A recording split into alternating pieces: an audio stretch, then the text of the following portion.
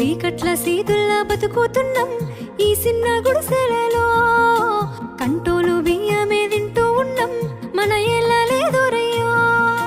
కష్టాల్లో తోడున్న అందరికీ నా ఒళ్ళని కనిపిస్తలేనమ్మ కొందరికి కష్టాల్లో నేనున్నని. నా ఒళ్ళు నీ ఒళ్ళు ఏమున్నది అన్ని కాగితాల బంధాలు, అవి కాగితాలే జీవితాలనుకొని అయినోళ్ళనే వదులుకుంటారయ్యా. బాగుంటే 10 మంది వస్తారయ్యో చుట్టాలై మన ఇంటికి, లేకుంటే వదిలేసి పోతారయ్యో అయినోళ్ళే ముమ్మాటికి.